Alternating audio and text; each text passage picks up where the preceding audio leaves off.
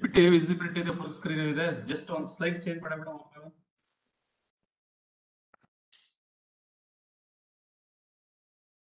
ಈಗ ಚೇಂಜ್ ಆಗ್ತಿದೆ. Yes sir. ಮತ್ತೆ ಮಾಮೂಲಿ ಕ್ವಶನ್ಸ್ ಹೆಂಗ್ ಕೇಳಿದ್ರೆ ಅದೇ ರೀತಿ ಒಂದು ಸ್ಮಾಲ್ ಕ್ವಶನ್ಸ್ ಕೇಳಿ ಸರ್. ಹಾ ಸರ್. ಸೊ ಎಲ್ಲರಿಗೂ ನಮಸ್ಕಾರಗಳು. Good evening one all. So ಇಂದಿನ ವಿದ್ಯಾರ್ಥಿ ಪ್ರತಿಭಾ ಶೋಧ ಯೋಜನೆಯ 81ನೇ ಉಪನ್ಯಾಸ ಕಾರ್ಯಕ್ರಮದಲ್ಲಿ ಶ್ರೀಮತಿ ಸುಮಾ ರವರು DNA ರಚನೆ ಬಗ್ಗೆ ಉಪನ್ಯಾಸ ನೀಡಲಿದ್ದು ಅವರನ್ನ ಈ ಒಂದು ಉಪನ್ಯಾಸ ಮಾಲೆಗೆ ಸ್ವಾಗತಿಸಿದ್ದೇನೆ. Welcome to you ma'am. Thank you so much sir. ಹಾಗೂ ಇಂದಿನ ಉಪನ್ಯಾಸ ಕಾರ್ಯಕ್ರಮಕ್ಕೆ ಹಾಜರಾಗಿರುವ ಎಲ್ಲ ವಿದ್ಯಾರ್ಥಿಗಳು, ಅಧ್ಯಾಪಕರು, ಶಿಕ್ಷಕರು ಹಾಗೂ ನನ್ನ ಸಹೋದ್ಯೋಗಿ ಮಿತ್ರರನ್ನು ಕೂಡ ಈ ಒಂದು ಉಪನ್ಯಾಸ ಮಾಲಿಕೆ ವೇದಿಕೆಗೆ ಸ್ವಾಗತಿಸುತ್ತಿದ್ದೇನೆ. ಹಾಗೂ ಈಗಾಗಲೇ ಸುಮಾ ಮೇಡಮ್ ರವರು ಹಲವಾರು ಉಪನ್ಯಾಸಗಳನ್ನು ತಮ್ಮೆಲ್ಲರಿಗೂ ನೀಡಿದ್ದು ಅವರ ಬಗ್ಗೆ ಈಗಾಗಲೇ ಕಿರುಪರಿಚಯ ಮಾಡಿಕೊಟ್ಟಿರುತ್ತೇನೆ. ಸೊ ಸಮಯಾವಕಾಶ ಕಡಿಮೆ ಇರುವ ಕಾರಣ ಅವರಿಗೆ ಮತ್ತೊಮ್ಮೆ ನೇರವಾಗಿ ಈ ಒಂದು ವೇದಿಕೆಯನ್ನ ಬಿಟ್ಕೊಡ್ತಾ ಇದ್ದೀನಿ. Over to you ma'am. Thank you sir. Hello, good evening everybody. Today we are going to learn about DNA fingerprinting. Okay, a topic in molecular biology, DNA fingerprinting. Okay, before going to DNA fingerprinting, first we should know like it is not literally fingerprint. It is actually fingerprint of DNA, we can say. Okay, fingerprint is you have seen, like we have a pattern in our fingertips, which is unique for ourselves, which cannot be seen in between two people, commonly cannot be seen. So we can see that it is very unique. So this, what you are seeing in the picture, I have put up this picture. This what you are seeing is just the finger imprint, that's all. But now you know that like it can be changed, manipulated, okay, for different purpose. But there is one fingerprint which is very unique for humankind, which is there in every cell of our body. Nama ella ಜೀವಕೋಶಗಳಲ್ಲಿ ಕೂಡ ಈ DNA fingerprint ಇರುತ್ತೆ. Okay, ನಾನು ಇಲ್ಲಿ ತೋರಿಸಿರೋದು finger print. So that you get an idea, we are not talking about this. Basically ನಾವು ಇವಾಗ ಮಾತಾಡ್ತಾ ಇರೋದು ಇದು DNA ಬಗ್ಗೆ. DNA ನಲ್ಲಿ ನಮ್ಮಲ್ಲಿ ಕೆಲವು ಯುನೀಕ್ ಬೇಸ್ ಪೇರ್ಸ್ ಇರುತ್ತೆ. ಆ ಬೇಸ್ ಪೇರ್ಸ್ ಹೇಗೆ ಯುನೀಕ್ ಆಗಿದೆ, ಹೇಗೆ ಒಂದು ಪರ್ಸನ್ ಅಲ್ಲಿ ಇರೋ ಅಂತ ಬೇಸ್ ಪೇರ್ ಇನ್ನೊಂದು ಪರ್ಸನ್ ಅಲ್ಲಿ ಇರಲ್ಲ, ಅದನ್ನ ಯೂಸ್ ಮಾಡಿಕೊಂಡು ನಾವು ಹೇಗೆ ಕೆಲವು ಕೇಸ್ಗಳನ್ನ ಸಾಲ್ವ್ ಮಾಡ್ಬೋದು. ಮೇ ಬಿ ಪೆಟರ್ನಲ್ ಡಿಸ್ಪ್ಯೂಟ್ ಆಗಿರ್ಬೋದು, ಇಲ್ಲ ಕ್ರೈಮ್ ಸೀನ್ ಅಲ್ಲಿ ನಮ್ಗೆ ಯಾವುದೋ ಒಂದು ಬ್ಲಡ್ ಸ್ಯಾಂಪಲ್ ಸಿಕ್ಕಿರ್ಬೋದು, ಅದರಿಂದ ಕ್ರಿಮಿನಲ್ನ ಹೇಗೆ ಕಂಡುಹಿಡಿಬೋದು. ಇದು ಎಲ್ಲ ಕೇಸ್ ಸ್ಟಡಿನೂ ಮುಂದೆ ಹೋಗ್ತಾ ಹೋಗ್ತಾ ತಿಳ್ಕೊಳ್ಳೋಣ. ಓಕೆ, ಸೊ ಇವಾಗ ನಾವು DNA ಬಗ್ಗೆ ಆಲ್ರೆಡಿ ಸಾಕಷ್ಟು ಮಾಹಿತಿಯನ್ನ ತಗೊಂಡಿದ್ದೀವಿ. DNA has like base pairs ಇರುತ್ತೆ. DNA ನಲ್ಲಿ ಬೇಸ್ ಪೇರ್ಸ್ ಇರುತ್ತೆ. ನಮ್ಮ ಒಂದು ಸೆಲ್ ತಗೊಂಡ್ರೆ, ನಮ್ಮ ಬಾಡಿನಲ್ಲಿ ಒಂದು ಸೆಲ್ ತಗೊಂಡ್ರೆ ನಮ್ಮಲ್ಲಿ 6 into 10 to the power of 6 base pairs totally ಇದೆ. ಅಷ್ಟು ಬೇಸ್ ಪೇರ್ನು ನಾವು ಕಂಪೇರ್ ಹೆಂಗೆ, ಇಬ್ರು ಮಧ್ಯದಲ್ಲಿ ಕಂಪೇರ್ ಹೆಂಗೆ ಮಾಡೋದು? It will take a very long time. Okay, ನಾವು ಇವಾಗ ಸೀಕ್ವೆನ್ಸಿಂಗ್ ಟೆಕ್ನಿಕ್ ತಗೊಂಡ್ರೆ, ಅಂದ್ರೆ ಹೇಗೆ ATGC ಸೀಕ್ವೆನ್ಸ್ ಇದೆ ಅಂತ ನೋಡಿ ಆ ಸೀಕ್ವೆನ್ಸ್ ನ ಕಂಪೇರ್ ಮಾಡಕ್ ಹೋದ್ರೆ it will take a very long time. So ನಮ್ಮಲ್ಲಿ ಒಂದು ಶಾರ್ಟ್ ಕಟ್ ಮೆಥಡ್ ಇದೆ. It is a quick way. Okay, that quick way of differentiating between two people, okay, or finding out the DNA fingerprint of one person and analyzing it, we have a very quick method that is called DNA fingerprinting. Okay, ಇದನ್ನ ಅರ್ಥ ಮಾಡ್ಕೊಳ್ಳಕ್ಕೆ first we should understand DNA ನಲ್ಲಿ ಏನೆಲ್ಲ ಇದೆ. First you know that our DNA has coding for proteins. ಪ್ರೋಟೀನ್ಸ್ಗೆ coding ಇರೋದು ನಮ್ಮ DNA ನಲ್ಲಿ, correct?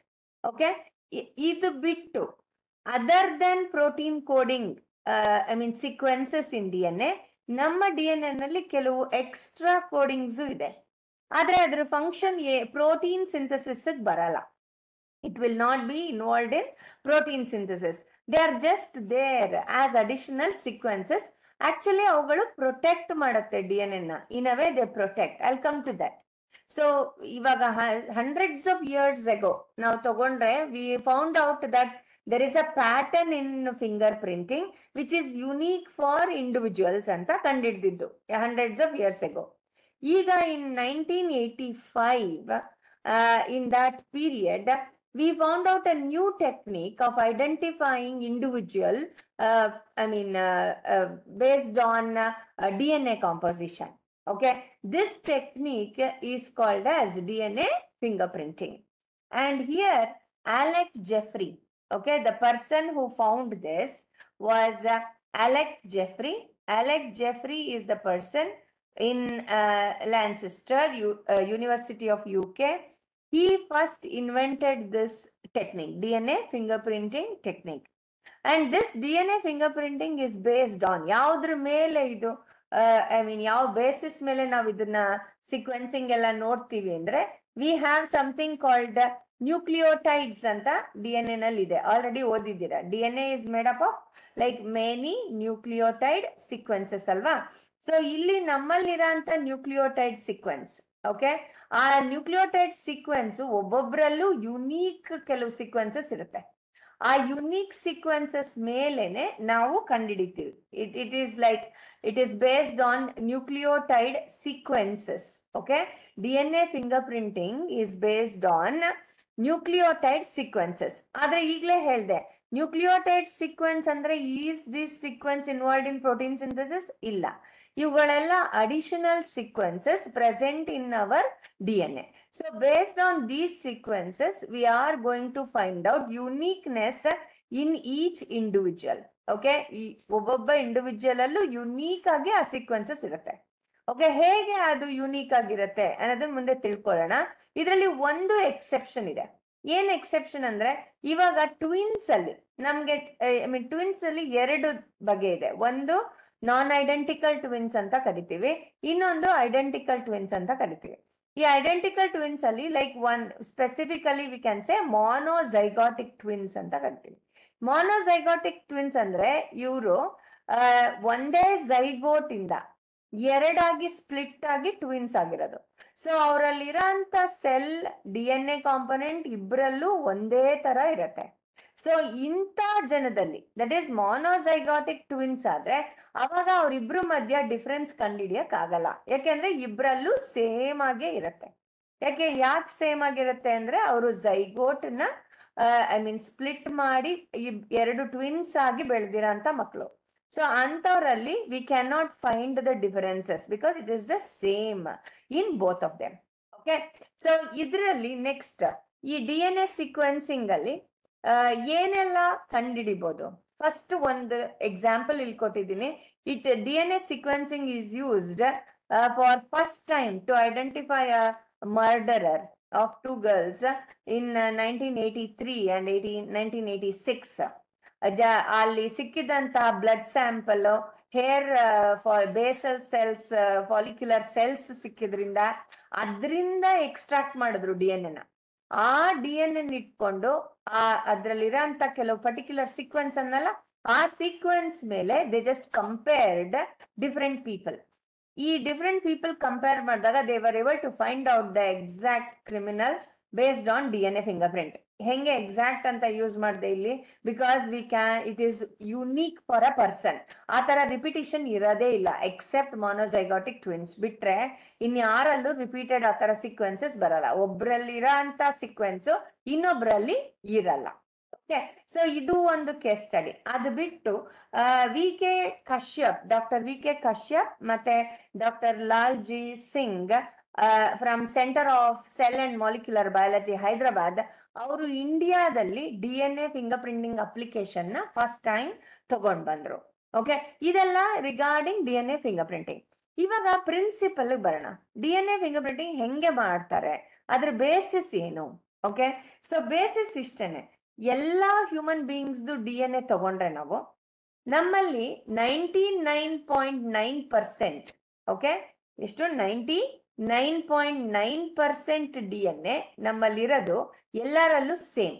Okay, we have around 99.9%, 99.9% DNA ನಮ್ಮೆಲ್ಲರಲ್ಲೂ ಇರೋದು ಸೇಮ್ ಆಗೇ ಇರುತ್ತೆ.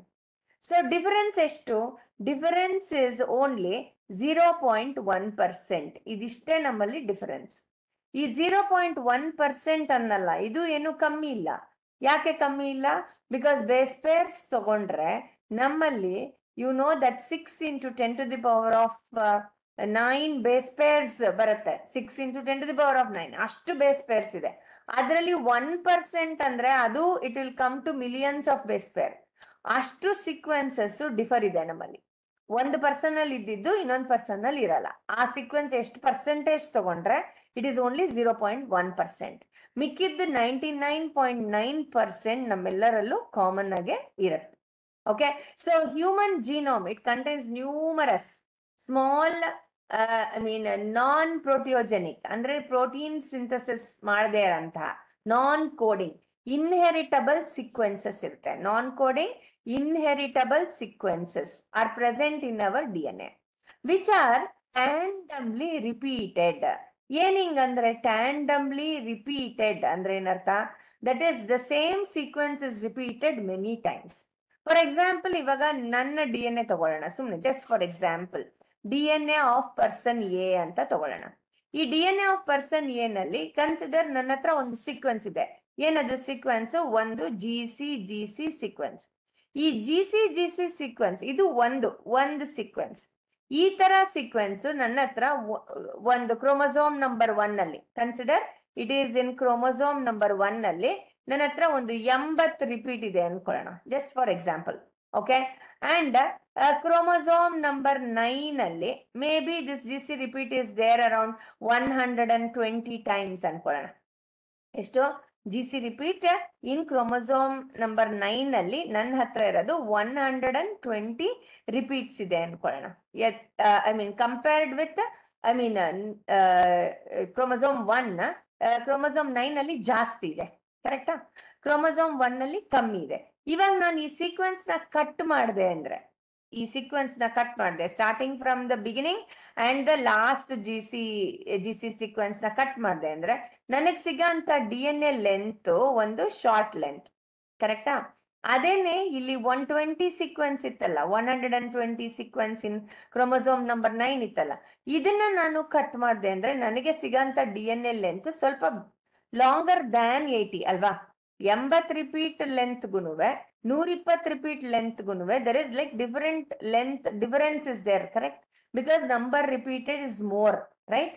ಸೊ ಇದು ನನ್ನಲ್ಲಿರೋ ಅಂತ unique sequence of DNA. This is my sequence of DNA.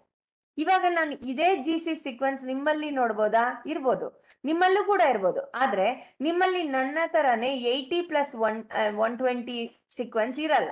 ನಿಮ್ಮಲ್ಲಿ ಮೇ ಬಿ 100ದು ಒಂದು ಸೀಕ್ವೆನ್ಸ್ ಇರ್ಬೋದು, 200ದು ಒಂದು ಸೀಕ್ವೆನ್ಸ್ ಇರ್ಬೋದು, 2000ದು ಒಂದು ಸೀಕ್ವೆನ್ಸ್ ಇರ್ಬೋದು. ಸೊ ಇದಿಷ್ಟು ಸೀಕ್ವೆನ್ಸ್ ನಿಮಗೆ ಯುನೀಕ್.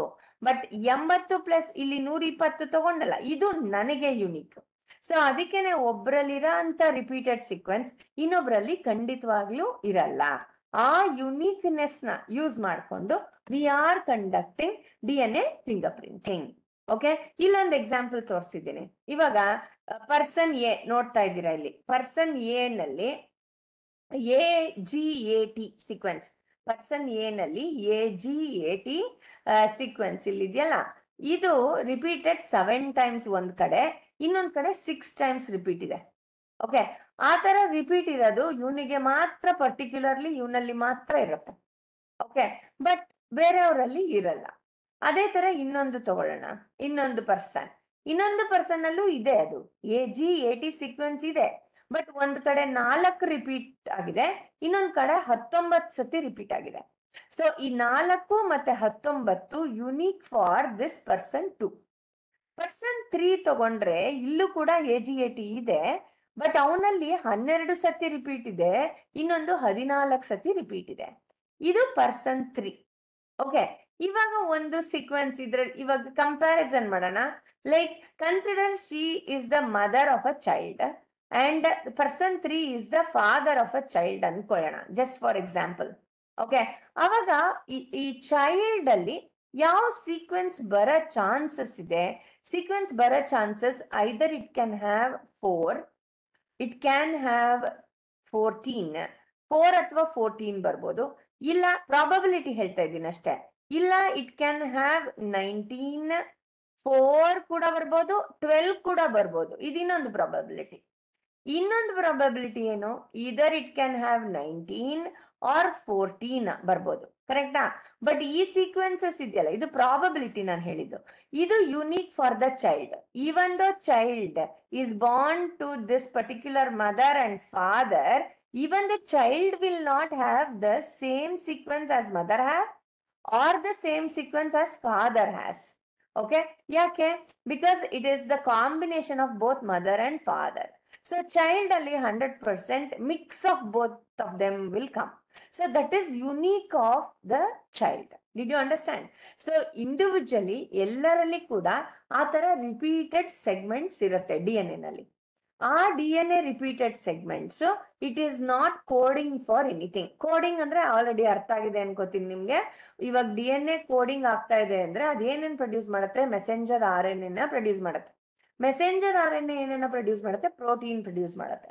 ಆದ್ರೆ ಈ ಸೀಕ್ವೆನ್ಸಸ್ ನಾವು ಮಾತಾಡ್ತಿದ್ದೀವಲ್ಲ ಇಲ್ಲಿ, ರಿಪೀಟೆಡ್ ಸೀಕ್ವೆನ್ಸ್, ಇದು ಯಾವುದನ್ನು ಕೋಡ್ ಮಾಡೋದಿಲ್ಲ. ಇದು ಸುಮ್ನೆ ಜಂಕ್ ಜೀನ್ ತರ ಕೂತಿದೆ ಅಲ್ಲಿ. It is just like a junk. But ಇದನ್ನು ಉಪಯೋಗಿಸ್ಕೊಂಡು ನಾವು ಇವಾಗ ಮೆನಿ ಅದರ್ ಥಿಂಗ್ಸ್ ನ ಫೈಂಡ್ ಔಟ್ ಮಾಡ್ತೀವಿ.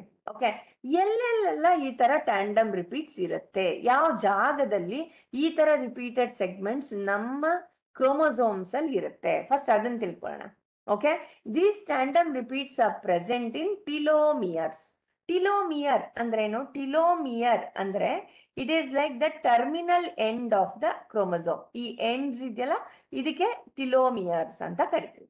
ಈ ಟಿಲೋಮಿಯರ್ ರೀಜನ್ ಅಲ್ಲಿ ಆ ತರ ರಿಪೀಟೆಡ್ ಸೀಕ್ವೆನ್ಸಸ್ ಇರುತ್ತೆ. Hello, remember, they are non coding sequences. They are non coding. ಅವುಗಳು ಯಾವುದನ್ನು ಕೋಡ್ ಮಾಡಲ್ಲ, ಸುಮ್ನೆ ಜಂಕ್ ಜೀನ್ ತರ ಕೂತಿರುತ್ತಲ್ಲಿ. And it is unique for a person. Uniqueness ಹೇಳಿದೀನಿ already.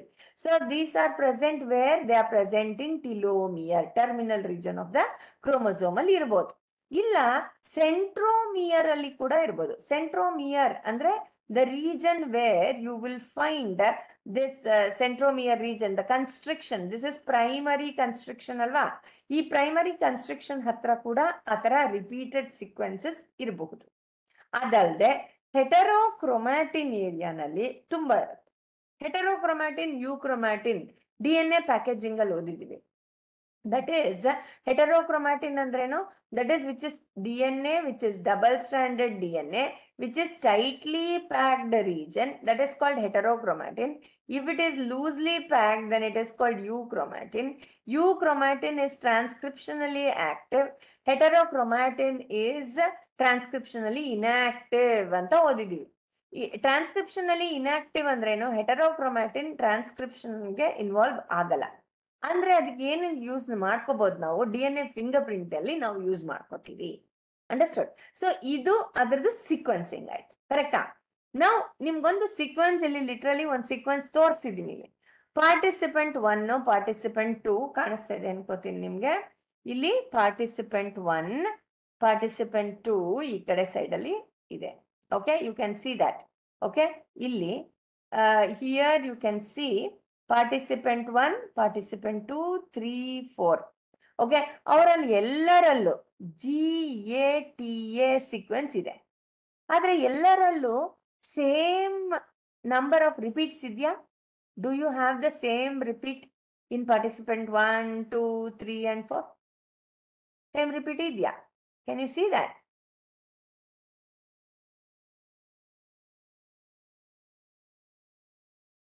You can answer yes or no, at least I can see that. Okay, same repeat, can you see? No, right? You cannot see the repeated sequence, correct? ಇವಾಗ ಈ repeated sequence length ನೋಡೋಣ. ಈ participant 1 DNA length ಇದನ್ನ cut ಮಾಡಿದೆ ಅಂದ್ರೆ ನನಗೆ ಇಷ್ಟು long DNA ಸಿಕ್ತು. ಕರೆಕ್ಟಾ? ಪಾರ್ಟಿಸಿಪೆಂಟ್ 2 ತಗೊಂಡ್ರೆ ಇಲ್ಲಿಂದ ಇಲ್ಲಿ ತನಕ ಪಾರ್ಟಿಸಿಪೆಂಟ್ ಟೂದು ಇಷ್ಟು ದೊಡ್ಡ DNA ಸೆಗ್ಮೆಂಟ್ ಸಿಕ್ತು. ಇವಾಗ ಹಂಗೆ ಕಂಪೇರ್ ಮಾಡಿದ್ರೆ ಯಾವ ಪಾರ್ಟಿಸಿಪೆಂಟ್ ಅಲ್ಲಿ DNA ಸೆಗ್ಮೆಂಟ್ ಲಾಂಗರ್ ಸೆಗ್ಮೆಂಟ್ ನನಗೆ ಸಿಗುತ್ತೆ? ಯಾವ ಪಾರ್ಟಿಸಿಪೆಂಟ್ ಅಲ್ಲಿ ಲಾಂಗರ್ ಸೆಗ್ಮೆಂಟ್ ಸಿಗ್ತಾ ಇದೆ ನನಗೆ? ಈ ಪಿಕ್ಚರ್ ಪ್ರಕಾರ ಹೇಳ್ಬೋದಾ? Very good Swathi. That is participant 4 ಅಲ್ಲಿ ಲಾಂಗೆಸ್ಟ್ ಸೆಗ್ಮೆಂಟ್ ಸಿಗ್ತಾ ಇದೆ. ಆ ತರ ನೋಡಿದ್ರೆ ಸೀಕ್ವೆನ್ಸ್ ಎಲ್ಲರಲ್ಲೂ ಸೇಮ್ ಇದೆ, ಬಟ್ ನಮಗ್ ಸಿಗ್ತಿರೋ ಅಂತ length of the DNA is ಬೇರೆ, ಡಿಫರೆಂಟ್, ಕರೆಕ್ಟ್? ಬೇರೆ ಬೇರೆ ಲೆಂತ್ ಅಲ್ಲಿ ಸಿಗ್ತಾ ಇದೆ, ಕರೆಕ್ಟ್ ತಾನೆ? ಒಂದೇ ಒಂದೇ ಲೆಂತ್ ಸಿಗ್ತಾ ಇದೆಯಾ? ಇಲ್ಲ, ಬೇರೆ ಬೇರೆ ಲೆಂತ್ ಸಿಗ್ತಾ ಇದೆ. ಬಟ್ ರಿಪೀಟೆಡ್ ಸೆಗ್ಮೆಂಟ್ ಸೇಮೇ ಇರ್ಬೋದು, ಬಟ್ ನಾವ್ ಇದನ್ನ ಕಟ್ ಮಾಡಿದ್ರೆ ನಮಗ್ ಸಿಗಂತ DNA ಫ್ರಾಗ್ಮೆಂಟ್ ಬೇರೆ ಬೇರೆ ಲೆಂತ್. ಸೊ ಇಲ್ಲಿ ತನಕ ನಿಮ್ಗೆ ಅರ್ಥ ಆಗಿದೆ ಅನ್ಕೋತೀನಿ ಕಾನ್ಸೆಪ್ಟ್. ಸೊ ಫಸ್ಟ್ DNA ನಲ್ಲಿ ರಿಪೀಟೆಡ್ ಸೆಗ್ಮೆಂಟ್ ಇದೆ, ಆದ್ರೆ ಒಬ್ಬ ಪರ್ಸನ್ ಅಲ್ಲಿ ಇರೋಂತ ರಿಪೀಟೆಡ್ ಸೆಗ್ಮೆಂಟ್ ಇನ್ನೊಬ್ಬ ಪರ್ಸನ್ ಅಲ್ಲಿ ಇರತ್ತೆ, ಬಟ್ ನಂಬರ್ ಆಫ್ ರಿಪೀಟ್ ಬೇರೆ ಬೇರೆ ಇರುತ್ತೆ. ಒಬ್ಬ ಪರ್ಸನ್ ಅಲ್ಲಿ 8 ರಿಪೀಟ್ ಇದ್ರೆ ಇನ್ನೊಂದು ಪರ್ಸನ್ ಅಲ್ಲಿ 24 ರಿಪೀಟ್ ಇರ್ಬೋದು. Okay, it is unique for a person, it is unique for a person. ಈ ತರ ರಿಪೀಟೆಡ್ ಸೀಕ್ವೆನ್ಸಸ್ ನಾನು ಕಟ್ ಮಾಡಿಬಿಟ್ಟು ಸೆಂಟ್ರಿಫ್ಯೂಗೇಷನ್ ಮಾಡಿದ್ರೆ, centrifugation you know that based on the density we separate the molecules. ಹಂಗ್ centrifugation ಮಾಡಿದ್ರೆ ನಮ್ಗೆ ಈ ತರ, I mean above the DNA sequence ಎಲ್ಲಾ DNAಗೂ ಮೇಲೆ ಆ ತರ ಕಟ್ ಸೆಗ್ಮೆಂಟ್ಸ್ ಎಲ್ಲ ನಿಂತ್ಕೊಳ್ಳುತ್ತೆ. As this is the main DNA band, ಎಲ್ಲಿ ಇದು ಮೇನ್ DNA ಬ್ಯಾಂಡ್, ಇದರಿಂದ away from the main DNA band it is lying, right? Because it is very less in amount, that is why it lies away from the main DNA, correct? So it is just like you can see here that it is like a satellite. ಒಂದು hole ಪ್ಲಾನೆಟ್ಗೆ ಒಂದು satellite ಇದ್ದಂಗೆ. Planet ಯಾವುದು? Planet is main DNA. ಅದಕ್ಕೆ satellite ಯಾವುದು? ಈ repeated segments ಇತ್ತಲ್ಲ ಅಂತದ್ದು ಚಿಕ್ಕ ಸೆಗ್ಮೆಂಟ್. ಸೆಂಟ್ರಿಫಿಕೇಶನ್ ಮಾಡಿದಾಗ ಅದು ಅದರಿಂದ ದೂರದಲ್ಲಿ ನಿಂತ್ಕೊಳತ್ತಲ್ಲ, ಅದಕ್ಕೆ ನಾವು ಅದನ್ನ ಏನಂತ ಕರಿತೀವಿ? ಸ್ಯಾಟಲೈಟ್ DNA ಅಂತ ಕರಿತೀವಿ. Okay, satellite DNA means literally satellite ತರ ದೂರ ಇದೆ ಅಂತಲ್ಲ. ನಾವು ಕಟ್ ಮಾಡಿ ಸೆಂಟ್ರಿಫಿಕೇಶನ್ ಮಾಡಿದಾಗ ಆ ಸ್ಯಾಟಲೈಟ್ DNA ಬ್ಯಾಂಡ್ಸ್ ದೂರದಲ್ಲಿ ಇರುತ್ತೆ, ಅಂದ್ರೆ ಅಬಾವ್ ಇರುತ್ತೆ, ಲೈಟ್ ಇರುತ್ತೆ, ಅದಕ್ಕೆ ಮೇಲೆ ಬರುತ್ತೆ. Okay, so we call these DNAs as satellite DNA. ನಾವ್ ಯಾವಾಗ ಈ ಸ್ಯಾಟಲೈಟ್ DNA ನ ಕಂಡು ಹಿಡಿದ್ವೋ ಅಲ್ಲಿಂದ ಶುರು ಆಯ್ತು ನಮ್ಮ DNA finger printing journey. Okay, now we have many things to recollect depending on the length, base composition, tandemly repetitive units.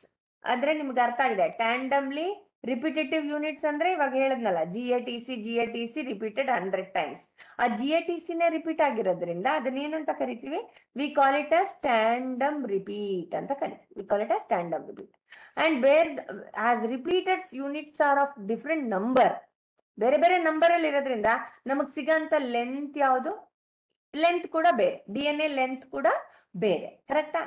And base composition ಅದರಲ್ಲಿ ಕೂಡ ಬೇರೆ ಇರುತ್ತೆ. So based on this we can divide such DNA segments into microsatellites, minisatellites etcetera. Microsatellites ಅಂದ್ರೇನು? ಒಂದು 10 base pair repeat. Microsatellite ಅಂದ್ರೆ ಒಂದು 10 base pair repeat, 10 to 100 base pair repeat. Okay, so 10 to 100 base pairs ಒಂದು 10 ಸತಿ repeat ಆಗಿದೆ ಅನ್ಕೊಳ್ಳೋಣ, ಅದನ್ನ micro satellite ಅಂತ ಕರಿತೀವಿ. ಅದೇನೆ ಒಂದು 10 ಬೇಸ್ ಪೇರ್ ಲಾಂಗ್ DNA ಅನ್ಕೊಳ್ಳೋಣ, it is repeated more than 1000 times ಅನ್ಕೊಳ್ಳೋಣ, ಜಾಸ್ತಿ ಸತಿ ರಿಪೀಟ್ ಆಗ್ಬಿಟ್ಟಿದೆ, ಅದನ್ನೇನಂತ ಕರಿತೀವಿ? ಅದನ್ನ ಮಿನಿ ಸ್ಯಾಟಲೈಟ್ ಅಂತ ಕರಿತೀವಿ. ಒಂದು ಮೈಕ್ರೋ ಸ್ಯಾಟಲೈಟ್, ಇನ್ನೊಂದು mini satellite. Depending on what? Depending on the number of repeats, ಎಷ್ಟು ಸತಿ ರಿಪೀಟ್ ಆಗಿದೆ ಅಂಡ್ ಎಷ್ಟು ಯೂನಿಟ್ ರಿಪೀಟ್ ಆಗಿದೆ. Okay, for example less than 10 base pairs ಇತ್ತು ಅನ್ಕೊಳ್ಳೋಣ. ಇವಾಗ GATC ಹೇಳ್ದೆ ಅಲ್ವಾ? GATC ಇಸ್ ಲೆಸ್ ದನ್ 10 ಅಲ್ವಾ? ಅವಾಗ ಅದು ಮೈಕ್ರೋ ಸ್ಯಾಟಲೈಟ್ ಮಿನಿ ಸ್ಯಾಟಲೈಟ್? ಬರೀ ಒಂದು 10 ಸತಿ ಇದೆ ಅನ್ಕೊಳ್ಳೋಣಪ್ಪ. GATC, I'll give you the example. GATC repeated some 20 times ಅನ್ಕೊಳ್ಳೋಣ, ರಿಪೀಟೆಡ್ 20 ಟೈಮ್ಸ್. ಇವಾಗಿದ್ದು ಮಿನಿ ಸ್ಯಾಟಲೈಟಾ micro ಸ್ಯಾಟಲೈಟಾ?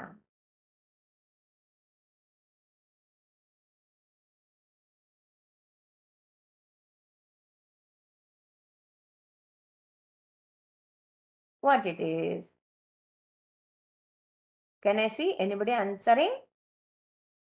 GATC repeated some 20 times ಅನ್ಕೊಳ್ಳೋಣ. ಅವಾಗ ಇದು mini satellite micro satellite? Very good Neha, it is micro satellite. Very good Neha, micro satellite. ಅದೇನೆ ನಾನು ಇಲ್ಲೊಂದು sequence ಕೊಡ್ತೀನಿ, A ಈ ತರ sequence 5 A's 5 G's and 5 C's repeated 100 times ಅನ್ಕೊಳ್ಳೋಣ, ಆರ್ 1000 ಟೈಮ್ಸ್ ಅನ್ಕೊಳ್ಳಿ, 100 ಅಲ್ಲ 1000 ಟೈಮ್ಸ್. ಇದು ಏನಾಯ್ತು, ಐ ಮೀನ್ ಎ ಸೀಕ್ವೆನ್ಸ್ 5 ಅಲ್ಲ, ಒಂದು 10 ಸತಿನೇ ಇಟ್ಕೋಬೇಕಿಲ್ಲಿ.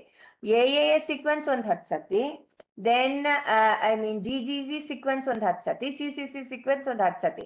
ಈ ಎ ಸೀಕ್ವೆನ್ಸ್ 10 ರಿಪೀಟ್ ಇದೆಯಲ್ಲ, ಅದು 1000 times. Then it becomes mini satellite.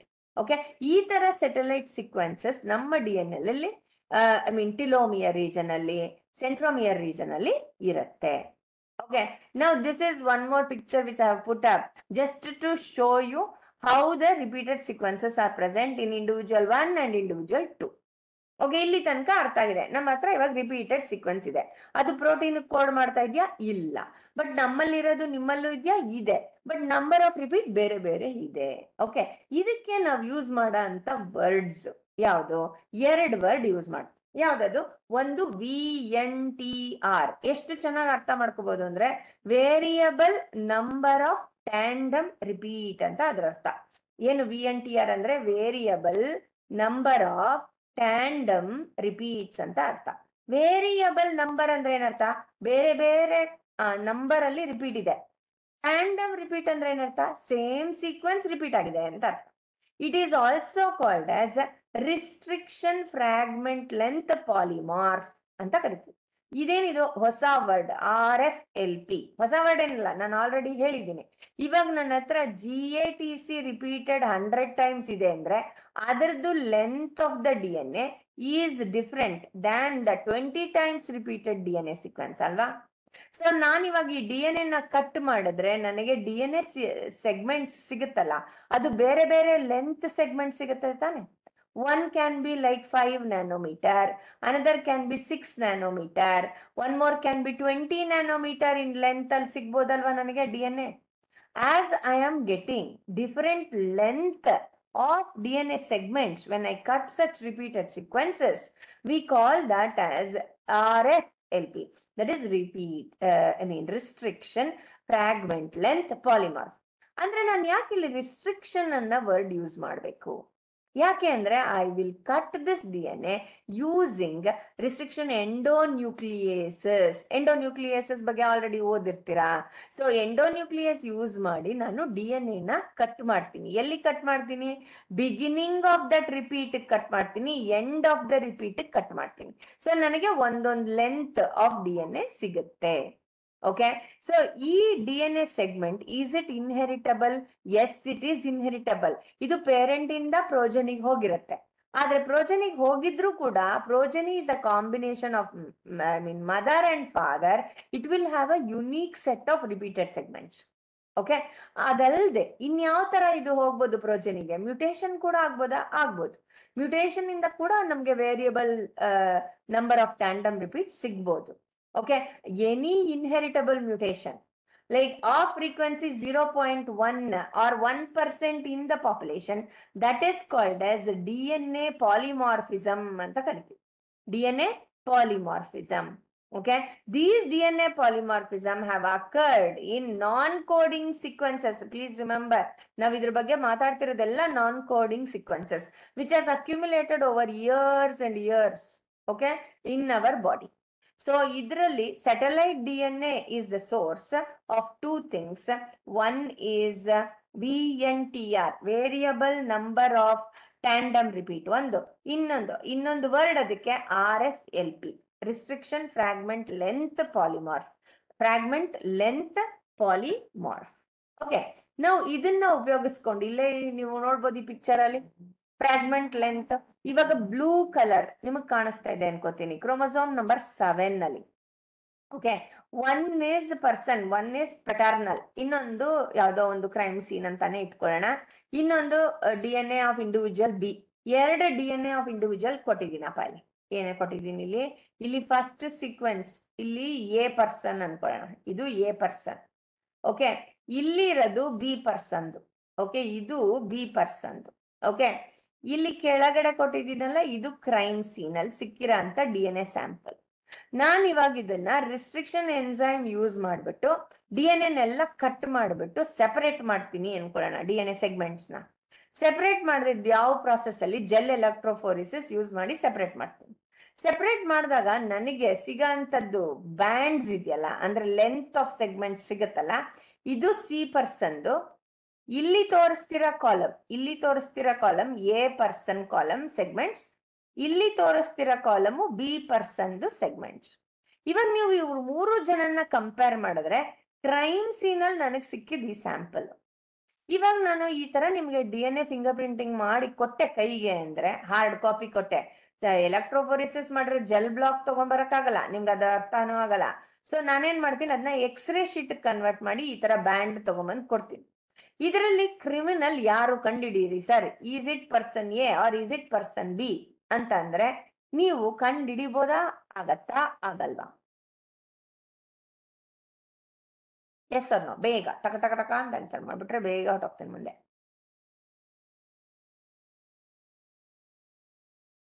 Can we find out? If we can find out who is the culprit, can you tell me? C is from criminal, crime scene ಅಲ್ಲಿ ಸಿಕ್ಕಿರೋಂಥ DNA sample. A suspect 1 ಅಂತ ಇಟ್ಕೊಳ್ಳೋಣ, B suspect 2 ಅಂತ ಇಟ್ಕೊಳ್ಳೋಣ. ಇವಾಗ ಇವರಿಬ್ಬರಲ್ಲಿ ಯಾರು criminal, A ಕ್ರಿಮಿನಲ್ಲ B ಕ್ರಿಮಿನಲ್ಲ ಅಂದ್ರೆ ನಿಮಗ್ ಕಂಡಿಡಿಯಕ್ ಆಗತ್ತಾ, ಆಗಲ್ವಾ? ಆದ್ರೆ ಯಾರು criminal?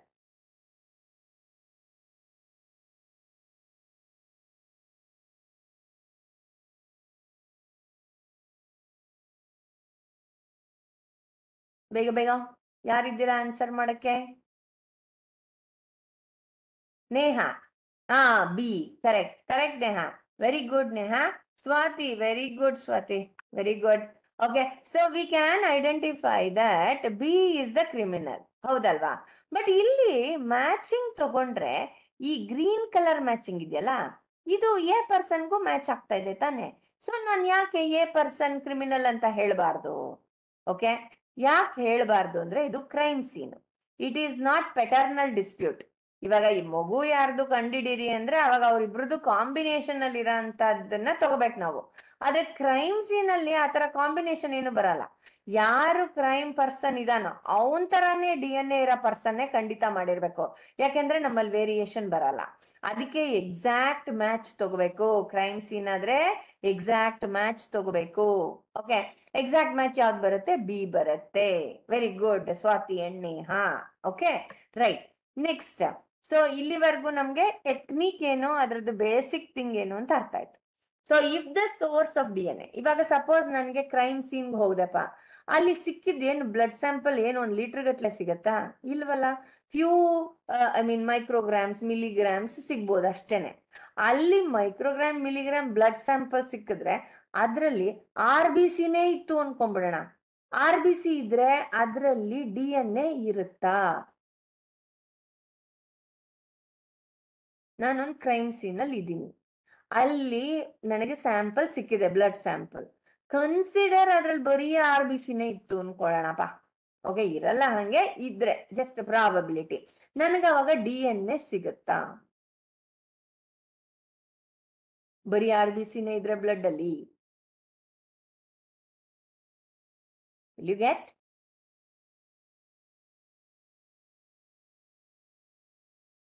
Will there be DNA in RBC?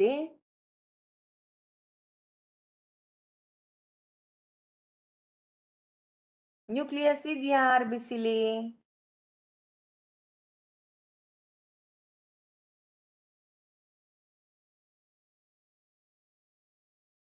ಇದೆಯಾ? RBCನಲ್ಲಿ ನ್ಯೂಕ್ಲಿಯಸ್ಸೇ ಇಲ್ಲ. ನ್ಯೂಕ್ಲಿಯಸ್ ಇಲ್ಲ, ಮೆಚೂರ್ RBCನಲ್ಲಿ ನ್ಯೂಕ್ಲಿಯಸ್ ಇಲ್ಲ. ಫಸ್ಟ್ ಫಾರ್ಮ್ ಆಗಿರುತ್ತಲ್ಲ ಅದ್ರಲ್ಲಿ ಇರುತ್ತೆ, ಆಮೇಲೆ ಇರಲ್ಲ. ನ್ಯೂಕ್ಲಿಯಸ್ಸೇ ಇಲ್ಲ ಅಂದ್ಮೇಲೆ ನಿಮಗೆ DNA ಸಿಗತ್ತಾ? ಸಿಗಲ್ಲ. DNA ಸಿಗದೆ ಇದ್ರೆ DNA ಫಿಂಗರ್ ಪ್ರಿಂಟಿಂಗ್ ಮಾಡಕ್ಕಾಗತ್ತಾ? ಆಗಲ್ಲ. ಓಕೆ, ಸೊ ನಮಗೆ source of D N A ಯಾವ್ದು ಇರ್ಬೋದು? It can be WBC, okay, that is white blood corpuscles, nucleus ಇರುತ್ತಲ್ವಾ ಅದ್ರಲ್ಲಿ, ಅಥವಾ ಐ ಮೀನ್ ವೆಜೈನಲ್ ಸ್ವಾಬ್ ಇರ್ಬೋದು, ಸ್ಕಿನ್ ಸೆಲ್ಸ್ ಇರ್ಬೋದು, ಹೇರ್ ಫಾಲಿಕ್ಯುಲರ್ ರೂಟ್ ಸೆಲ್ ಸಿಗ್ಬೇಕು. ಬರೀ ಹೇರ್ ತುದಿ ಸಿಕ್ಕಿದ್ರೆ ನಮ್ಗೆ ಅದ್ರಲ್ಲಿ ಸೆಲ್ಸೇ ಇರಲ್ಲ. ಹೇರ್ ತುದಿ ಎಲ್ಲ ಬರೀ ಕೆರಟಿನ್ ಅಷ್ಟೇನೆ. ನಮ್ಗೆ ಬುಡ ಬೇಕು. That if we get 1 or 2 cells, that is enough. ಆ 1 or 2 ಸೆಲ್ ನಾನು ತಗೊಂಡ್ ಬರ್ತಾ ಇದ್ದೀನಪ್ಪ ಪ್ಯಾಕೆಟ್. ಎಲ್ಲೋ ನಾನು ಎಲ್ಲ ಸೆಪರೇಟ್ ಮಾಡಿ DNA ಇಟ್ಕೊಂಡಿದ್ದೆ, ಎಲ್ಲಾನು ಒಂದು ವಯಲ್ ಅಲ್ಲಿ ಹಾಕಿ, ವಯಲ್ ಬಿದೋಯ್ತು. ಹೋಯ್ತಾ ಎಕ್ಸ್ಪೆರಿಮೆಂಟ್ ಫುಲ್ಲು? ಕ್ರೈಮ್ ಸೀನ್ ಅಲ್ಲಿ ಆಗಿದ್ದಷ್ಟು ಮೆಟೀರಿಯಲ್ ಹೋಯ್ತಾ? ಸೊ ನಾವೇನ್ ಮಾಡ್ಬೇಕು? ಫಸ್ಟ್ ಸಿಕ್ಕಿರೋ DNA ನ ಮಲ್ಟಿಪ್ಲೈ ಮಾಡ್ಕೋಬೇಕು ನಾವು. We have to amplify it. ಹೇಗೆ DNA amplification? Very simple and very easy technique is there. No, not simple, good technique is there. That is called PCR, polymerase chain reaction. Okay, ಈ polymerase chain reaction ಇಂದ ನಾವು ನಮಗ್ ಸಿಕ್ಕಿರೋ ಅಂತ DNA ನ huge copy ಮಾಡ್ಕೋತೀವಿ. ಆಮೇಲೆ ಏನ್ ಮಾಡ್ತೀವಿ? ಆ ಕಾಪಿ ಮಾಡ್ಕೊಂಡಿದ್ದ DNA ನ ಕಟ್ ಮಾಡ್ತೀವಿ. ಕಟ್ ಮಾಡಿದ DNA ನ ಸಪರೇಟ್ ಮಾಡ್ತೀವಿ. Fragments are separated. Fragment separate ಮಾಡಿದ್ದನ್ನ ನಮ್ ಕಣ್ಣಿಗೆ ಕಾಣಬೇಕಲ್ವಾ ಅದು. So we will apply fluorescent dyes to make it visible. ಇಲ್ದ್ರೆ ನಮ್ ಕಣ್ಣಿಗೆ DNA ಕಾಣೋದೇ ಇಲ್ಲ. ಕಟ್ ಮಾಡಿರೋ DNA ಸೆಗ್ಮೆಂಟ್ ಕಾಣಲ್ಲ. If it is like huge number of DNA spooled, we can visualise, but not cut DNA. Okay, so ಇದೆಲ್ಲ important technique. So ಒಂದೇ technique in DNA fingerprinting. Let us take up now. First, we have to isolate the DNA. Isolate DNA ಅಂದ್ರೆ ಏನರ್ಥ? ನನಗೆ ಸಿಕ್ಕಿರೋದಲ್ಲೇನು crime scene ಅಂತ ಇಟ್ಕೊಳ್ಳಿ. Okay, crime scene ಅಲ್ಲಿ ನನಗೆ ಸಿಕ್ಕಿರೋದು hair follicular cells, base cells ಸಿಕ್ಕಿದೆ ಅನ್ಕೊಳ್ಳೋಣ. ಅದನ್ನ ಆ ಸೆಲ್ಸ್ ನ ತಗೊಂಡೆ. ಆ ಸೆಲ್ಸ್ ತಗೊಂಡ ಮೇಲೆ, okay, when I take those cells, I have to separate only the nucleus ಅಲ್ವಾ? ಫಸ್ಟ್ ನ್ಯೂಕ್ಲಿಯಸ್ ನ ನಾನು ಸಪರೇಟ್ ಮಾಡ್ಬೇಕು. I don't want any cytoplasmic component. Cytoplasmic component ಯಾವುದು ಬೇಡ. ನಂಗೆ ಬೇಕಾಗಿರೋದು ನ್ಯೂಕ್ಲಿಯಸ್. ಈ ನ್ಯೂಕ್ಲಿಯಸ್ ತಗೊಂಡ್ರೆ ಇದರಲ್ಲಿ DNA ಇದೆ, ಪ್ರೋಟೀನ್ ಇದೆ, ಏನೇನೋ ಇದೆ. ನನಗ್ ಬೇಕಾಗಿರೋದು ಬರೀ DNA. ಈ DNA ನ ಸ್ಪೆಷಲ್ ಟೆಕ್ನಿಕ್ ಕಾಲ್ಡ್ ಸ್ಪೂಲಿಂಗ್ ಅನ್ನೋ ಟೆಕ್ನಿಕ್ ಅಲ್ಲಿ I will separate the DNA. ಎಲ್ಲ ಐಸೋಲೇಟ್ ಮಾಡ್ತೀನಿ. DNA ನ ಎಲ್ಲ ಕಾಂಪೊನೆಂಟ್ ಡಿಸಾಲ್ವ್ ಮಾಡಿ ಬರೀ DNA ನ ಐಸೋಲೇಟ್ ಮಾಡ್ತೀನಿ. ಆ ತರ ಐಸೋಲೇಟ್ ಮಾಡಿರೋ DNA ನೇ ನೀವಿಲ್ಲಿ ನೋಡ್ತಾ ಇರೋದು. But it is a huge number of DNA what you are seeing here. Not one DNA sequence, it is a huge number of DNA. Very long chain of DNA. This is a long chain of DNA which I isolate. This is the first step. ನಾವು ಈ ತರ isolate ಮಾಡಿದ ಮೇಲೆ next ಏನ್ ಮಾಡ್ತೀನಿ? Digestion of the DNA by using restriction enzymes. REN ಅಂದ್ರೇನು? Restriction enzymes. ಈ restriction enzymes ಇವಾಗ ಇದು ಡಬಲ್ ಸ್ಟ್ಯಾಂಡರ್ಡ್ DNA ಅಂತ ಇಟ್ಕೊಳ್ಳಿ. ಈ ಡಬಲ್ ಸ್ಟ್ಯಾಂಡರ್ಡ್ DNA ನಲ್ಲಿ ಒಂದು ಪರ್ಟಿಕ್ಯುಲರ್ ಸೀಕ್ವೆನ್ಸ್ ಇದೆ. ಇಲ್ಲೊಂದು ಸೀಕ್ವೆನ್ಸ್ ಇದೆ, ಇಲ್ಲೊಂದು ಸೀಕ್ವೆನ್ಸ್ ಇದೆ. ಇದ್ರ ಮಧ್ಯದಲ್ಲಿ ನನಗೆ ರಿಪೀಟೆಡ್ ಸೀಕ್ವೆನ್ಸ್ ಇದೆ. Variable number of tandem repeats ಇದೆ.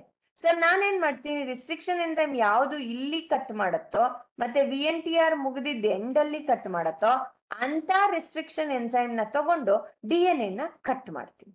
ಯಾವಾಗ ಕಟ್ ಮಾಡ್ಸಿದ್ನೋ ನನಗೆ ಅವಾಗ DNA ಸೆಗ್ಮೆಂಟ್ಸ್ ಏನಾಯ್ತು? ಚಿಕ್ಕ ಚಿಕ್ಕ ಫ್ರಾಗ್ಮೆಂಟ್ಸ್ ಸಿಕ್ತು. ಓಕೆ, ಈ DNA ಫ್ರಾಗ್ಮೆಂಟ್ಸ್ ನ ನೆಕ್ಸ್ಟ್ ನಾನೇನ್ ಮಾಡ್ತೀನಿ? I will okay separate them using a technique which is called gel electrophoresis ಅನ್ನೋ ಟೆಕ್ನಿಕಲ್ಲಿ ಸೆಪರೇಟ್ ಮಾಡ್ತೀನಿ. What is this gel electrophoresis? ನಿಮಗೆ ಗೊತ್ತು, DNA is ನೆಗೆಟಿವ್ಲಿ ಚಾರ್ಜ್ಡ್ ಅಲ್ವಾ? ನಾನು ಅದನ್ನ ಈ ತರ gel block, agarose gel block ತಗೊಂಡಿದ್ದೀನಿ. ಇಲ್ಲಿ ಈ ಜೆಲ್ ಬ್ಲಾಕ್ ಅಲ್ಲಿ ಇಲ್ಲಿ ಒಂದು ವೆಲ್ಸ್ ಇದೆ. ವೆಲ್ ಅಂದ್ರೆ ಒಂದು ಚಿಕ್ಕ ಚಿಕ್ಕ ಗ್ರೂವ್ಸ್ ಇದೆ. ಈ ಗ್ರೂವ್ ನಲ್ಲಿ ನಾನು DNA ನ ಲೋಡ್ ಮಾಡ್ತೀನಿ. ಲೋಡಿಂಗ್ ಅಂದ್ರೆ ಆಡ್ ಮಾಡಿದ್ದೀನಿ. ಆಡ್ ಮಾಡಿ ಎಲೆಕ್ಟ್ರಿಕ್ ಕರೆಂಟ್ ನ ಪಾಸ್ ಮಾಡ್ತೀನಿ. ಇಲ್ಲಿ ಎಲೆಕ್ಟ್ರಿಕ್ ಕರೆಂಟ್ ಪಾಸ್ ಮಾಡ್ತೀನಿ. ಈ ಜೆಲ್ ಬ್ಲಾಕ್ ಎಲ್ಲಿದೆ? ಒಂದು ಸೊಲ್ಯೂಷನ್ ಅಲ್ಲಿ ಇದೆ. ಈ solution is like buffer solution ತರ. Okay, we have like added the gel block in a solution and passed the electric current. Avaga DNA as it is negatively charged alva, it will move towards anode. Anode attracts the DNA. ಈ anode attract ಆದಾಗ ಏನಾಗುತ್ತೆ? DNA based on the length, DNA length ಮೇಲೆ DNA segments separate ಆಗ್ತಾ ಬರುತ್ತೆ. ಹೇಗೆ separate ಆಗತ್ತೆ? ಇವಾಗ longer the DNA ಅನ್ಕೊಳ್ಳೋಣ, ದೊಡ್ಡ DNA ಇತ್ತು ಅಂದ್ರೆ ಅದು ಈ ವೆಲ್ಲಿಂದ ಹತ್ರದಲ್ಲೇ ಸೆಟ್ಲ್ ಆಗ್ಬಿಡುತ್ತೆ, ಅದು ಮುಂದಕ್ಕೆ ಮೂವ್ ಮಾಡಕ್ ಆಗಲ್ಲ. ಅದೇ ಶಾರ್ಟ್ ಸೆಗ್ಮೆಂಟ್ ಆಫ್ DNA ಇತ್ತು ಅನ್ಕೊಳ್ಳಿ, ಅವಾಗ ಅದು ಬೇರೆ ಬೇರೆ ಡಿಪೆಂಡಿಂಗ್ ಆನ್ ದ ಲೆಂತ್ ಅದು ಸೆಪರೇಟ್ ಆಗ್ತಾ ಹೋಗುತ್ತೆ. Did you understand? You can see here, like longer the DNA segment, it will settle near the well. The shorter the DNA segment, it will move away from the well. ಈ ತರ ಏನಾಯ್ತು, DNA segments, cut DNA fragments separate ಆಗತ್ತೆ. Okay, ಇಲ್ಲಿ ನೋಡಿ, ಇಲ್ಲಿ ನೋಡ್ತಾ ಇದ್ದೀರಾ, ಇದು ವೆಲ್. ಓಕೆ, ಇಲ್ಲಿ ತೋರಿಸಿದಾರಲ್ಲ, ದಿಸ್ ಇಸ್ ವೆಲ್. ಈ ವೆಲ್ ಒಳಗಡೆ ನಾನು DNA, ಕಟ್ DNA ಸೆಗ್ಮೆಂಟ್ಸ್ ನ ಹಾಕಿದ್ದು. ಹಾಕಿದ್ಮೇಲೆ ದೊಡ್ಡ DNA ಸೆಗ್ಮೆಂಟ್ ಆದ್ರೆ ಇಲ್ಲೇ ನಿಂತ್ಕೊಂಡ್ಬಿಡುತ್ತೆ. ಚಿಕ್ಕ DNA ಇವಾಗ ಇದಕ್ಕಿಂತ ಸ್ವಲ್ಪ ಚಿಕ್ಕದಾದ್ರೆ ಇಲ್ಲಿ, ಅದಕ್ಕೂ ಚಿಕ್ಕದಾದ್ರೆ ಇಲ್ಲಿ, ಅದಕ್ಕೂ ಚಿಕ್ಕದಾದ್ರೆ ಇಲ್ಲಿ, ಇನ್ನೂ ಸ್ಮಾಲೆಸ್ಟ್ ಆದ್ರೆ ಇಷ್ಟು. ಈ ತರ depending on the length the DNA will separate. It will always move towards the anode as DNA is negatively charged. Okay, ಹಿಂಗೆ ಸೆಪರೇಟ್ ಆದಾಗ ನನಗೆ ಬ್ಯಾಂಡ್ಸ್ ಸಿಗುತ್ತೆ.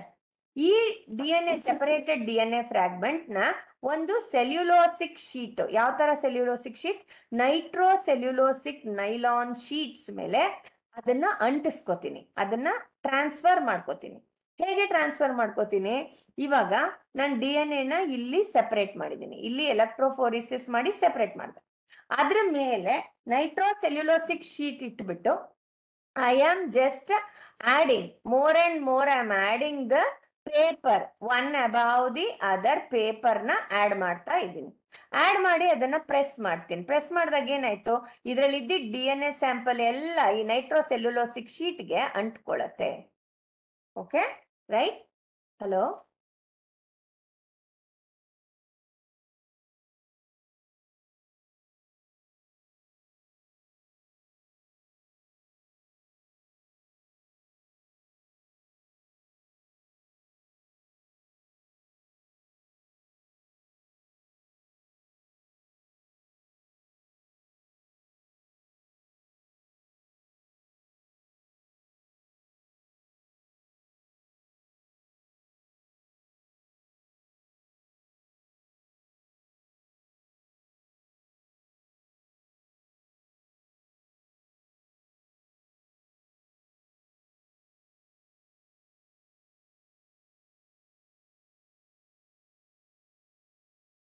ಇವಾಗ ನೋಡಿ, ಇವಾಗ ಚೇಂಜ್ ಆಯ್ತು ನೋಡಿ, ಇವಾಗ ಚೇಂಜ್ ಆಯ್ತು ಎಲ್ಲ. ಏನೋ ಪ್ರಾಬ್ಲಮ್ ಇತ್ತೇನೋ. Okay,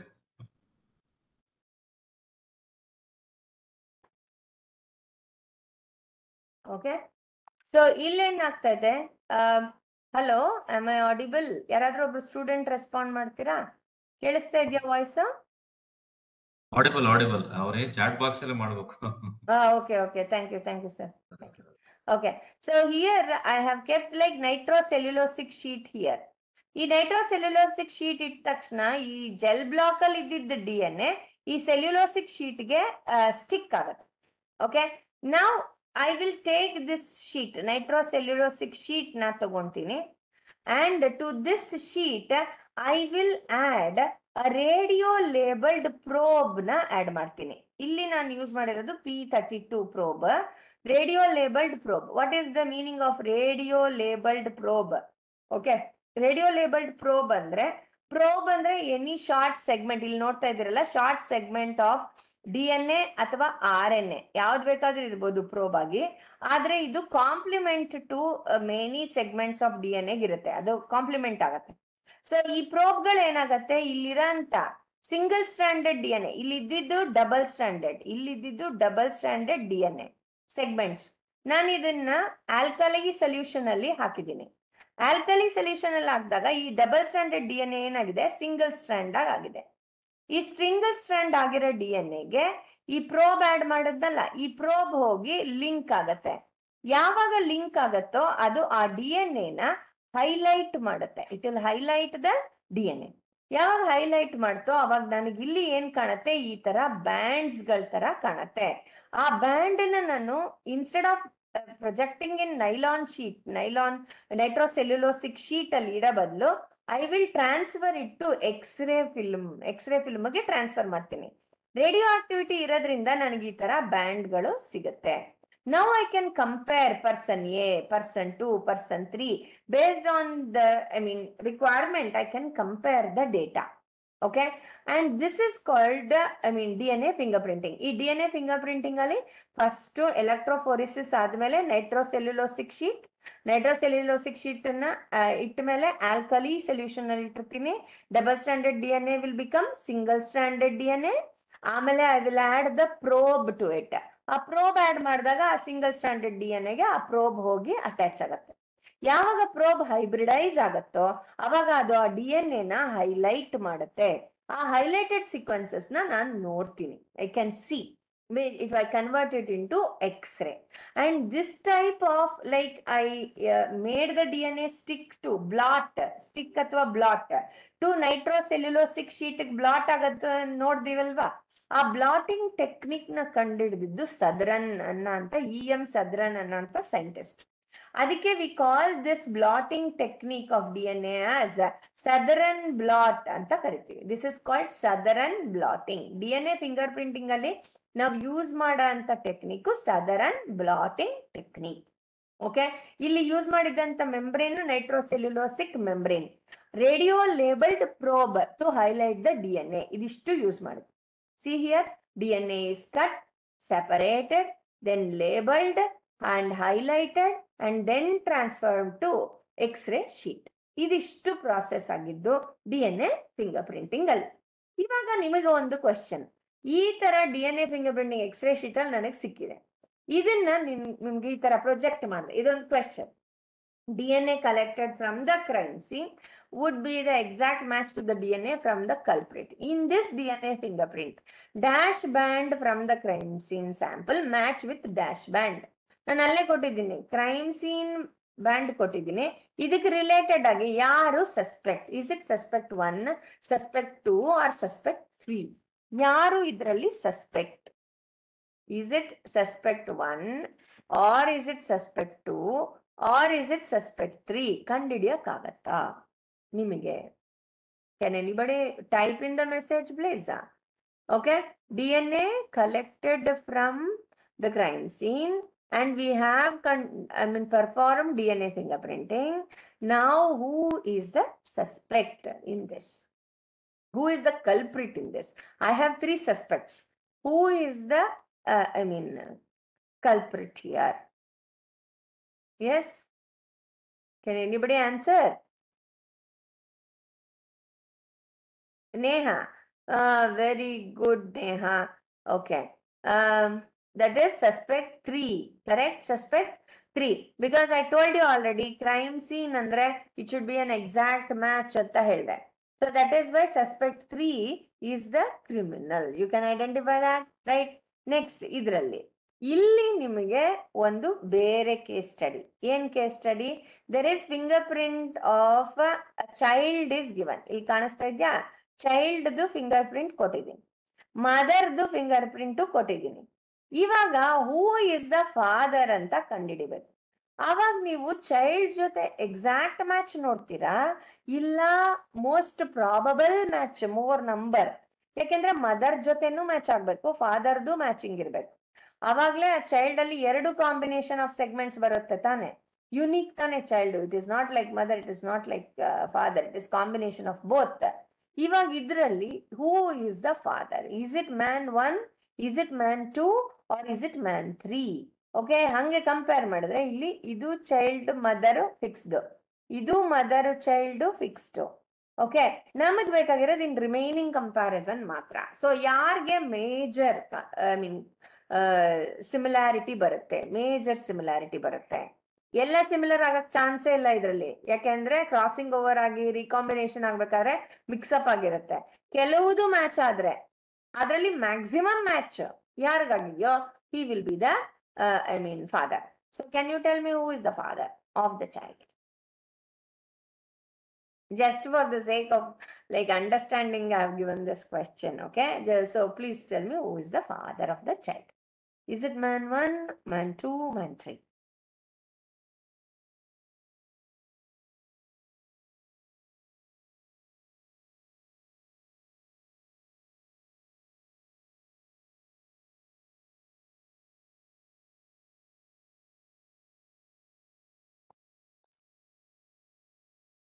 ಯಾರಿದ್ರಲ್ಲಿ culprit? ಇದು ಇಬ್ರಿಗೂ ಮ್ಯಾಚ್ ಆಗ್ತಾ ಇದೆ, ಇದು ಯಾರಿಗೂ ಮ್ಯಾಚ್ ಆಗ್ತಾ ಇಲ್ಲ, that is okay.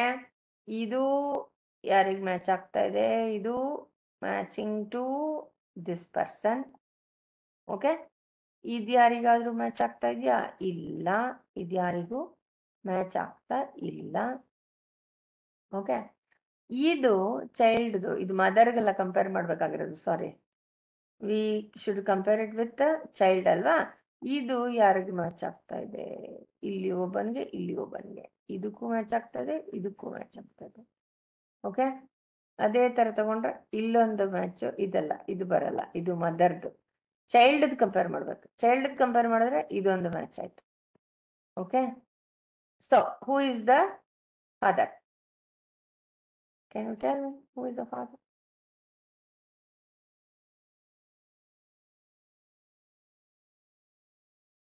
Yes.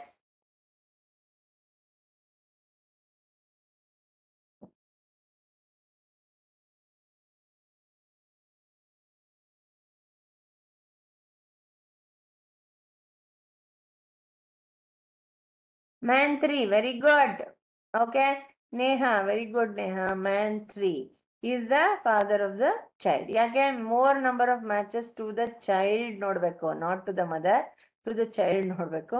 So it is more. So that is like solving the case study. Okay. Now, how did you separate these segments? Separated by gel electrophoresis. And the bands resemble that such type of bands are present in everybody, but it is unique for him. Okay, so based on that only we are conducting this DNA fingerprinting. Idralli, ee case.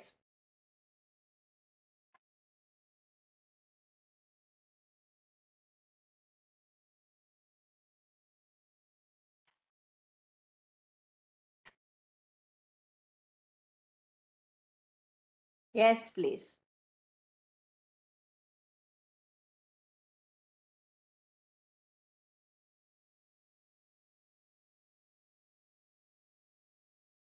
Where is Swati? Not answering. Neha, Swati.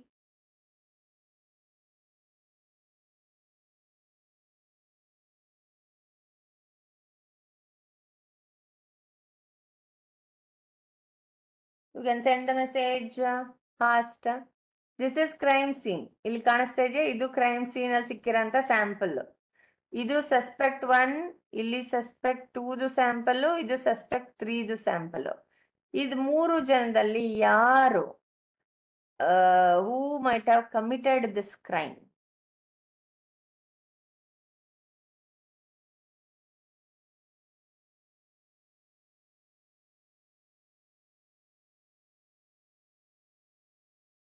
ನೀವು ಏನ್ ಬೇಕಾದ್ರೂ ಫ್ರೀಯಾಗಿ answer ಮಾಡ್ಬೋದು. ನೀವು ಹೇಳ್ಬೋದು ಇದರಲ್ಲಿ ಯಾರು matching ಇಲ್ಲ ಅಂತ ಕೂಡ ಹೇಳ್ಬೋದು. You can say nobody ಹೇಳ್ಬೋದು. You can say like 2 people, there is no sufficient data in this question. You can say anything, but please answer something.